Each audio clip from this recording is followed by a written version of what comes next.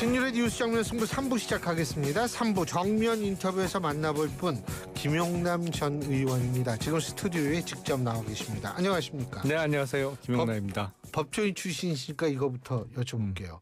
그 이창수 서울중앙지검장이 사표냈어요, 방금 전에. 예. 어떻게 평가하십니까? 엉뚱하다. 이런 느낌부터 들고요. 지금 서울중앙검사장이 사표 낼 상황은 전혀 아니죠. 어쨌든 주요 사건이 지금도 진행 중이고, 글쎄 과거의 사건 처리와 관련해서 납득하지 못할 수사 결과를 내놨던 거는 사실입니다. 그러면 둘 중에 하나예요. 본인이 한 거에 대해서 책임을 지던지, 지금 사표 낸다고 과거에 했던 일이 없어지는 게 아니잖아요. 아니면 지금이라도 바로 잡던지. 그러니까 검사장으로서 지금 서울중앙지검에서 이루어지고 있는 여러 주요 사건에 대해서 지금이라도 바로 방향 설정을 하고 바로 잡고, 어쨌든 제가 황당한 거는 이제 대선이 2주밖에 안 남았잖아요. 아니 선거 사범을 비롯해서 공안 사건의 가장 중요한 검찰청 중에 하나가 서울중앙지검이란 말이에요. 검사장이 선거 2주 앞두고 사표를 낸다고요? 야, 그 전에 사건 처리도 그렇지만 마지막까지 이해할 수 없습니다. 상식적이지 않아요. 처신이. 저도 그 이유가 궁금해서 한번 여쭤본 거고. 그리고 이제 김용남 의원님 본인 이 입장을 좀 여쭤볼 텐데, 그 이재명 후보 지지 선언을 하셨어요. 네. 그죠? 그거 좀 설명을 해주시죠. 원래는 개혁신당의 정책위 의장이셨는데, 그죠? 지금 우리나라 정치권에서 후보뿐만 아니라 소속 정당이란 측면에서 국정을 맡아서 운영할 수 있는 유일한 대안 아닌가라는 생각을 했습니다.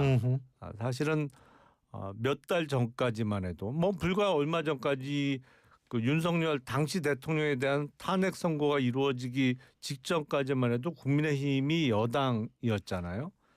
그런데 국정 운영 능력이라는 측면에서는 운영 능력이 있다고 볼 수 없죠. 그전에도 여러 가지 이벤트가 있었습니다만 가장 최근에는 그 대선 후보 경선을 다 끝내놓고, 그리고 선관위에 등록하기 직전에 몇 시간 전에 후보 교체 시도가 있었잖아요. 저는 그걸 보면서 야, 이건 정말 최악이다. 이건 기본적으로 법이고 룰이고 철저히 무시하는구나. 그러니까 지금 이 상황에서는 국정 운영 능력이 있는 정당이라고 보기 어렵습니다. 물론 김문수 후보 과거에 경기도지사 할 때도 알고 지낸 사입니다만, 김문수 후보에 대한 최대의 약점은 그거 같아요. 만에 하나 대통령에 당선되면 윤석열 피고인에 대한 확정 판결 직후에 사면복권 할 거냐 안 할 거냐, 저는 다음번 정치 분야 TV 토론에서는 반드시 그 질문이 나올 수밖에 없다고 봐요. 그럼 김문수 후보의 답변이 뭐가 될 수 있을까요? 사면복권 절대 안 한다? 그렇게 답변할 수 있을까요? 근데 사면복권을 할 듯한 태도를 보인다고 하면 그게 과연 대통령으로서 어떤 자격이 있느냐라는 의문을 던질 수밖에 없고요. 다른 후보들은 굳이 언급을 안 하겠습니다. 사실은 국정 운영 능력이 있다고 볼 수 있는 후보가 없기 때문에 그렇다면 유일한 대안 아닌가. 이거는 과거의 정치 성향이나 과거의 어떤 정당에 소속했는지를 떠나서 더 이상 대한민국이 혼란을 겪어서는 안 되는 거 아닌가라고 생각합니다. 이준석 후보는 대안이 아니라고 생각하시는 거죠? 저는 아니라고 생각합니다. 왜요? 사실은 여러 가지 면에서 대통령을 맡아서 할 수 있는 능력이라는 면에서도 아니라고 보고, 사실은 그동안 개혁신당을 같이 하면서 당 운영하는 거를 봤습니다만, 사실은 어떤 원칙 내지는 상식이란 면에서 연예인 팬클럽도 그렇게 운영 안 할 겁니다, 아마. 연예인 팬클럽은 사실은 그래도 공정하게 운영을 하죠. 여러 가지 면에서.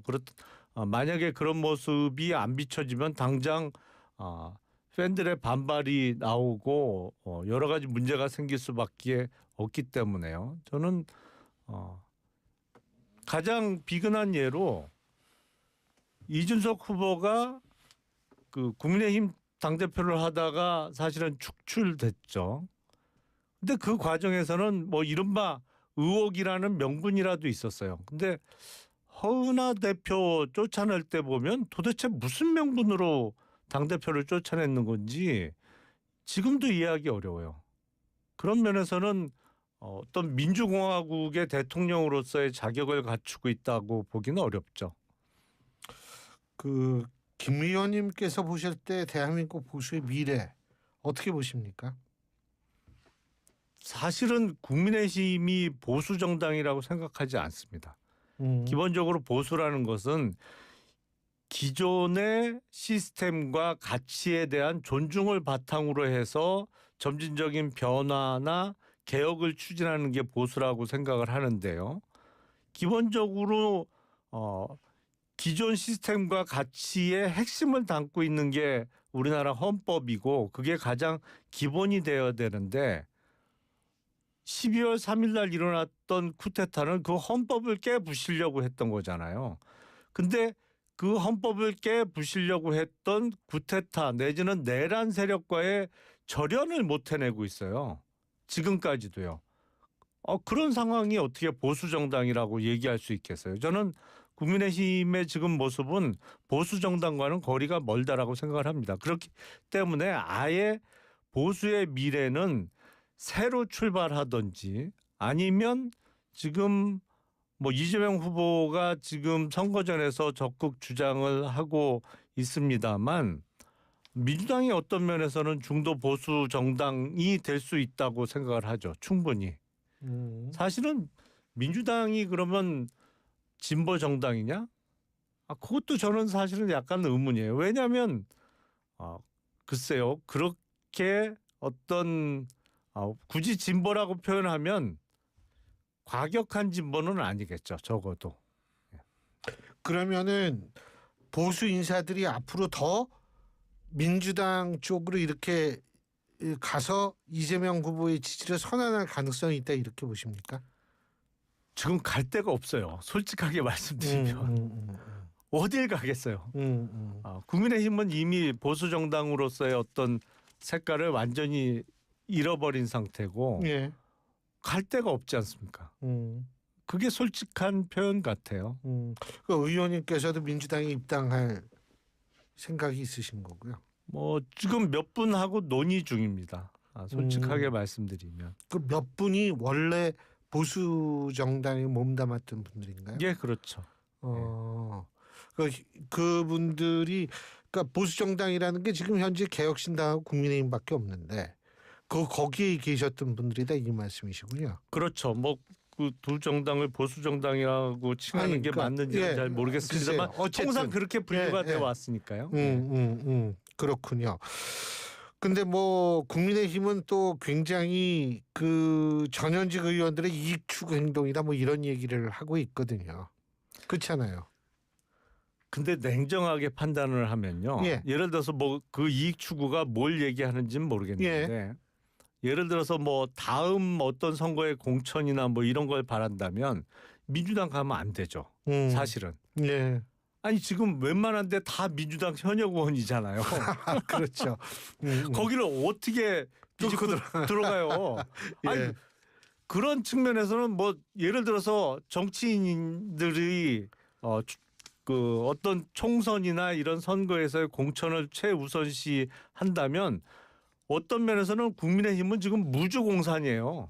그 뭐 이론적으로 보니까 그런. 네, 거기 사람이 어디 있어요.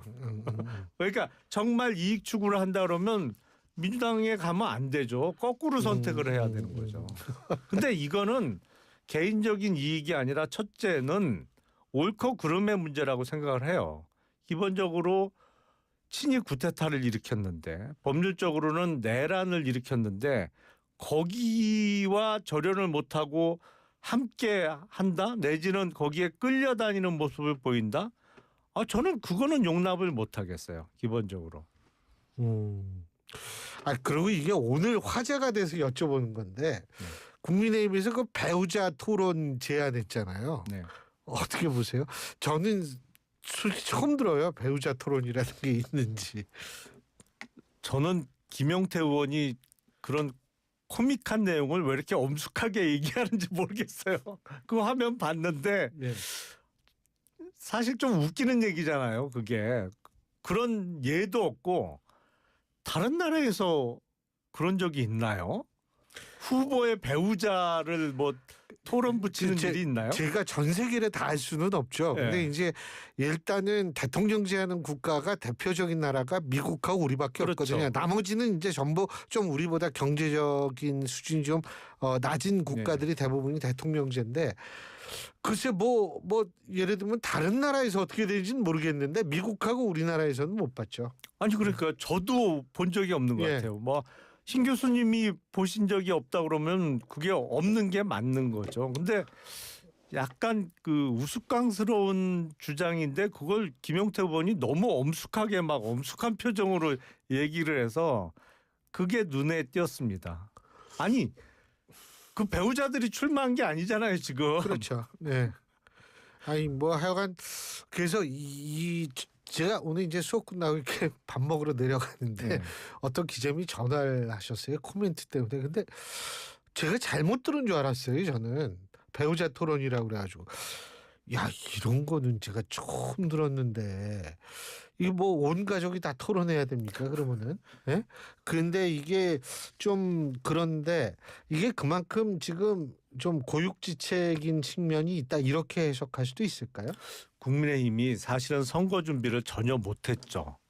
선거를 제대로 그래도 선거답게 치르려면 아무리 100번을 양보하더라도 4월 4일 날 헌재에서 파면이 선고된 직후라도 윤석열 측과 절연을 했어야 됩니다. 그리고 이제 정말 뼈저리게 반성하고 다시는 이런 모습을 안 보이겠습니다라고 확 바뀔 것처럼 적어도 반성과 사죄를 전제로 해서 다시는 뭐 쿠데타 같은 거는 꿈도 안 꾸겠다. 그리고 그쪽은 철저히 우리가 배척하겠다라는 모습을 보였어야 선거다운 선거를 그래도 치를 수 있었을 거예요. 근데 그게 안 됐잖아요. 그리고 막판에는 뭐 몇 시간 있으면 선관위에 후보 등록해야 되는데 당 경선 다 거쳐 뽑힌 후보를 갑자기 그냥 바꿔치기 하려고 했잖아요. 그것도 새벽 3시에. 그러다 보니까 할 수 있는 방법이 없는 거예요, 지금. 참 이게 그래도 국민의힘이 당명은 수차례 바뀌었습니다만 오랜 역사를 갖고 있는 정당인데 최근 몇 년 동안 망가져도 너무 망가진 거죠. 이 방법이 없으니까 배우자 토론회 열자 뭐 별 기이한 주장들을 다 하고 있는 거죠 지금. 근데 왜 절연을 못했다고 보십니까? 지금도 대주주인 것 같아요. 왜 그렇죠? 그게 제가 상식적으로 이해가 잘 안 돼서 그래요. 솔직한 얘기로. 권력은 집중되는 속성이 있고요. 예. 한 번 권력이 사라지면 순식간에 사라집니다. 예. 근데 사실 윤석열 전 대통령은 이미 이 쫓겨난 대통령이거든요. 예. 그런데 왜 그렇게 이 친윤 그룹이 아직 존재하는지 건재하는지 그게 좀 아주 미스터리어스하기 때문에. 일단 국민의힘의 인적 구성상 이른바 친윤 인사가 지난 총선에도 많이 그 당선이 됐잖아요. 예. 물론 당선이 아주 용이한 영남권에 주로 공천을 받았습니다만 거기다가 저는 글쎄요 그 지금 아직도 그 윤석열과의 절연을 못 하고 있는 인사들이 개인의 자유의지일까라는 의문은 들어요. 왜냐하면 그렇게 의리 있는 사람들이 아니거든요. 저게 단순히 개인적인 인연 내지는 의리 때문에 저렇게 못 끊어내고 있는 걸까? 그러기는 어렵다고 봅니다. 다른 말 못할 사정이 있겠죠. 그 윤석열 전 대통령 예전엔 자주 보시지 않으셨어요? 같이 정당도 근무도 했었죠. 아직 근무도 하시고 예, 예. 그때 이렇게 막 계엄 같은 거 할 수 있는 사람이라고 생각하셨어요? 그때는 그렇게까지는 생각 안 했어요. 음. 그러니까 이른바 특수통이라고 불렸죠. 근데 저는 그 표현 자체를 좋아하진 않아요. 제가 검사할 때도 그랬는데 네. 무슨 통이라고 하는데 특히 특수통이라는 게 보면 좀 좋게 표현하면 수사하는데 거침없이 용감하게 하는 거라고도 볼 수 있습니다만 좀 거칠어요. 대부분 수사가. 예, 수사가 거친 경우가 많아서 그 표현은 좋아하지는 않는데 그래도 기본적으로 법을 하고 법을 배운 사람으로서 저렇게 명백히 헌법 조문에 어긋나는 아니 그 우리나라 헌법에는 비상계엄을 선포할 수 있는 요건이 나와 있잖아요. 그럼 그야말로 전쟁 또는 이와 유사한 상황에서만 할 수 있는 게 비상계엄인데 참 법을 배운 사람이 그렇게까지 할 거라고는 생각 못했죠. 자, 이준석 후보하고 김문수 후보의 단일화는 가능할 거라고 보십니까? 저는 그거는 가능할 것 같아요. 아니 왜냐면 제가 처음 들어가지고 네. 왜 그렇게 생각하세요? 아니 선거 구도나 여러 가지 상황으로 봐서는 이준석 후보 입장에서는 단일화하면 안 되는 선거입니다. 왜냐하면 제3의 후보가 득표율을 올릴 수 있는 최적의 조건이에요. 예. 지금 선거는 뭐 여러 가지 이유가 있습니다만 그래서 단일화를 하면 안 되는 선거임에도 불구하고 제가 모 기자님한테 들었는데 명태균 씨가 본인이 단일화를 시키겠다고 했다는 거예요. 예. 그래서 엉뚱한 이유에서 단일화가 이루어질 가능성도 있다고 봅니다. 그거는 좀 개인 의견이 아니 그렇죠. 네. 네. 지금 상황으로 봐서는 단일화하면 안 되는 선거인 거는 분명해요. 네, 그건 뭐 개인적인 의견으로 여러분들께서 받아들이시면 될 것 같고, 그리고 어떻게 윤석열 전 대통령 탈당 뭐 이게 좀 선거에 영향을 미칠까요? 그 대선판에? 별로 영향 없을 것 같은데요. 왜요? 왜냐하면 시기도 놓쳤어요. 사실은 탈당 얘기가 나왔을 때 그 하루 이틀 상관으로 이루어졌다고 하면 그나마 조금 반짝 효과라도 있을 수 있는데 시간을 너무 끌면서 국민들이 느끼기에는 탈당을 하거나 말거나 상황이 됐을 때 너무 뒤늦게 탈당이 이루어졌고 그리고 탈당보다는 지금 국민의힘에서 이루어지고 있는 선대위의 구성이라든지 이른바 당내 인사에서 아니 윤석열 전 대통령이 탈당하면 뭐예요? 윤석열의 사람들이 지난 3년 전 선거 그대로 그 사람들이 그 직책을 맡고 있어요. 예를 들어서 2022년 3월 선거 때 그 선거 준비하면서 일정 담당을 강명구 당시는 뭐 의원은 아니었습니다만 강명구 의원이 담당을 했거든요. 그리고 후보 수행을 이용 의원이 했습니다. 그리고 메시지를 조지현 당시는 당직자였죠.